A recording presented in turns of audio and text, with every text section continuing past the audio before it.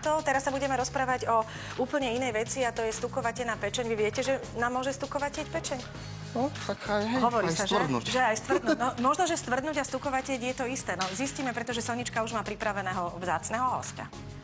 Ono to tak trošku, Ivetka, spolu aj súvisí, pretože tá stukovateľná pečeň súvisí trochu aj s tým, čo jeme, ale na to tu máme odborníka, aby nám o tom porozprával a je to vynikajúci gastroenterológ, pán doktor Marian Oltmann. Vítajte. Dobrý deň. Stukovateľná pečeň. Aký to má latinský názov? Trošku sa poučme od vás. Nazývame to steatóza, pečenie.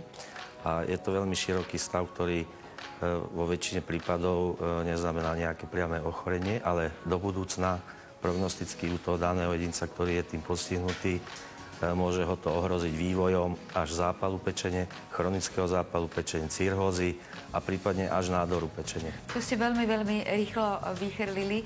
My by sme mali mať obrázok, ako taká stukovateľná pečeň vyzerá. Tak poprosím režiu, keby nám ten obrázok ukázali. Všetci sme už boli na husacích hodoch a tá pečenka, ktorá je takou obľúbenou pochuťkou, áno, už ju máme? tak vlastne toto je pečenka, áno, ale ľudská. Ľudská, hej. A práve to, čo teda máme ako za pochuťku, také niečo vzniká aj v našej pečení a to je ten prvý stupeň. Ak ten stupeň presiahne nejaký určitý objem toho tuku prítomného v tých pečeňových bunkách, pretože pečeňové bunky to sú ako keby také malé špajzičky, do ktorých si organizmus ukladá veci, ktoré bude potrebovať do budúcnosti alebo na horšie časy, tak to prejde do takého stavu, že tam vzniká neporiadok v tej špajzičke, v tej pečeňovej bunke a následkom toho vzniká zápal. A vtedy hovoríme o tzv. Steatohepatitíde. Je to pojem, ktorý určite aj naši diváci budú počuť, keď navštívia lekára, alebo sa s ním môžu stretnúť. Má to skratku, že NASH, NASH po anglicky, a je to nealkoholová steatohepatitída. To znamená, že existuje aj alkoholová, ale v prípade, že ten človek nepije alebo pije pod určitú arbitrážnu hranicu, čo je daná asi 35 gramov alkoholu denne, keď pod tým, tak hovoríme o nealkoholovej steatohepatitíde. A tá, ak je dostatočne dlho prítomná, preto je nebezpečná, pretože ona za 15, 20, 30 rokov toho nositeľa nakoniec privedie k tomu, že mu tá pečeň stvrdne, dostane cirhózu a je ohrozený skutočne aj nádorom pečene. A ako sa človek dopracuje k takejto hepatitíde, keď nepije alkohol, alebo teda po tých 35 ml? No práve tým životným štýlom, lebo my geneticky sme tí, čo prežili tie doby núdze z praveku, keď ja tomu hovorím, že mamuta ulovili len občas a tí, čo mali tú schopnosť nabrať čo najviac zásob, v podobe, vieme, že tuky majú najvyššiu energetickú výťažnosť, najviac vedeli odložiť, tak tí tie časy chudoby jednoducho prežili ľahšie ako tí, ktorí toto nedokázali. Takže to všetko súvisí s našim životným štýlom a človek ako keby sám rozhoduje o tom, že či bude mať stukovateľnú pečeň alebo nie.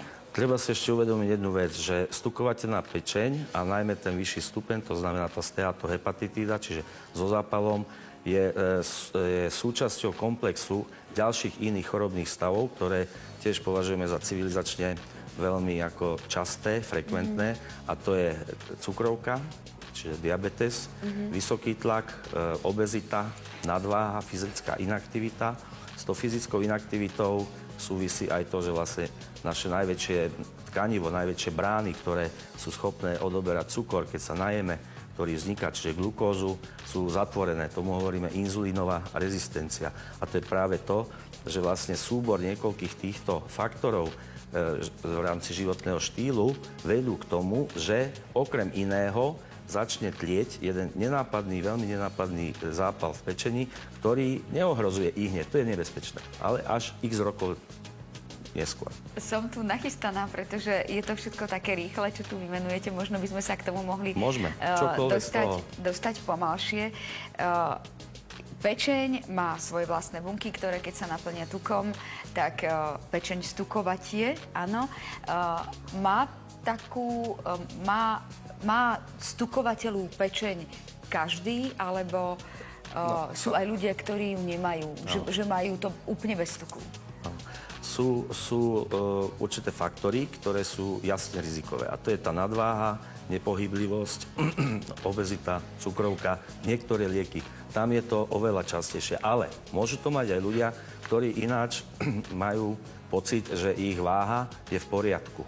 Aj chudí ľudia Aj chudí môžu mať steatózu, ale u týchto oveľa štatisticky významnejším spôsobom, menej častokrát, to prejde do toho zápalového stavu. Steatóza, teda stukovateľa pečeň, je prejav nejakej choroby, alebo je to samostatné ochorenie?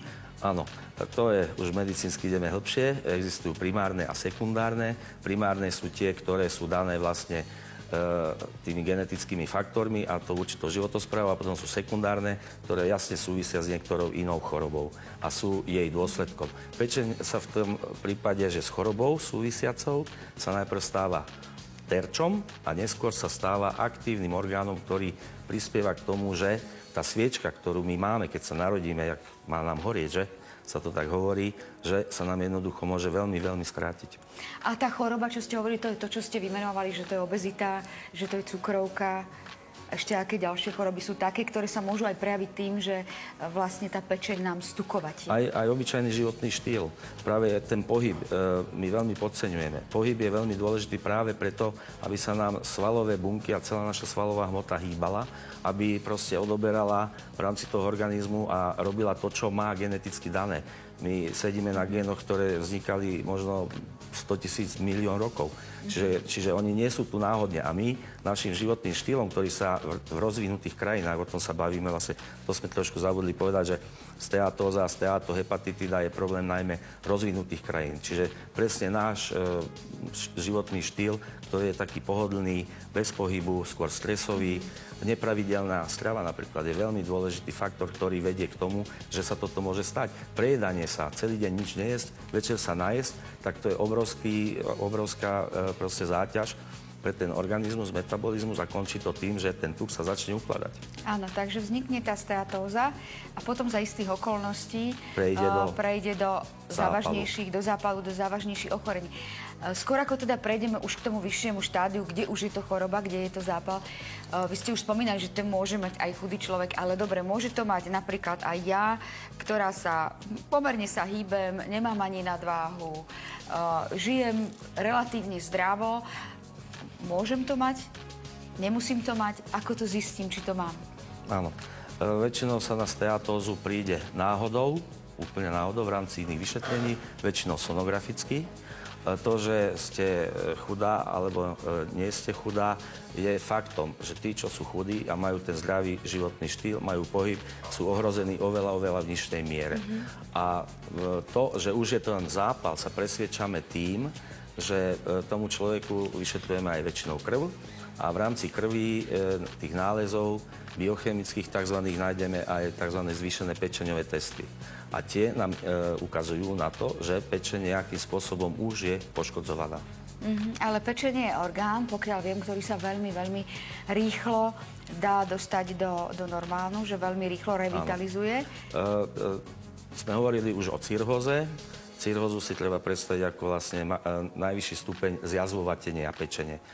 To jazvovatenie vlastne vzniká tým, že v normálnej pečení sa zvyšuje postupne prítomnosť fibrózy alebo fibrotického jazvovitého tkaniva. A máme na to aj stupne. F0 je normálna pečeň, až F4 je cirhóza. A tak, ako teda postupuje ten zápal chronický, tak pribúda aj tá fibróza, jazvovatenie, až v štádiu v tom najvyššom je úplne zjazvovatená. Pýtate sa na možnosti regenerácie.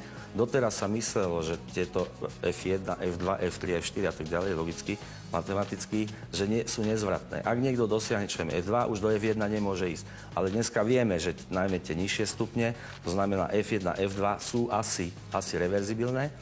A vieme to podporiť u seba samých, lebo vlastne podľa tohto je jasné každému, že vlastne živú vodu a ten návod na dlhý život z tohto hľadiska máme vo vlastných rukách, tak ak sa zmeníme svoj životný štýl a návyky k tomu, ktoré vyhovujú našim génom a nášmu imunitnému systému, tak je tá regeneračná schopnosť pečene využiteľná práve na to, aby sme sa vrátili do toho pôvodného stavu. A vyzerá to, že to je celkom ľahké. Áno, všetko je ľahké, len treba na to mať ten kľúč. A dôležité je to, aby sme to vedeli. No to je ten kľúč vedomosti. Aby sme vedeli, môžem ísť k lekárovi a môžem si nechať urobiť pečeňové testy, aj keď žijem zdravo, len teraz sledujem Dámsky klub a som sa vydesila, či náhodou nemám stukovateľú pečeň, ktorá by mohla proste prerásť do nejakého chronického ochorenia? V rámci preventívnych prehliadok, ktoré u nás na Slovensku majú určitý štýl a štandard a kde sa majú, nemajú robiť, a aj obvodní lekári v rámci preventívnych prehliadok a tak ďalej robia štandardne aj tzv. Pečeňové testy. Robí sa tam cholesterol, robia sa tuky, robí sa cukor, robí sa kyselina močová a dneska je jasné, že tieto všetky parametre sú vlastne výsledkom súhry všetkých týchto orgánov, čiže pankreasu, tukového tkaniva, pečene a tak ďalej, kardiovaskulárneho systému, čiže aj ciev, lebo samozrejme títo ľudia sú ohrození aj kardiovaskulárnymi ochoreniami. Takže toto všetko potom ten rozumný doktor sa pozrie a vie to vyťahnuť. Takisto aj sonografia brucha vlastne patrí k takým vlastne preventívnym úkonom. Tak už sme trošku pri tej prevencii, ale my túto tému budeme rozoberať celý Dámsky klub. Dámsky klub @stv.sk. Pán doktor Oltmann zostáva s nami. Nech sa páči, píšte, pýtajte sa na stukovatenie pečene, možno aj na tej závažnejšie štádia, a to je cirhóza pečene. Posúvame sa ďalej k takej príjemnejšej téme, a to je depilácia. Ukážeme vám metódu, ktorá vás môže zaujať.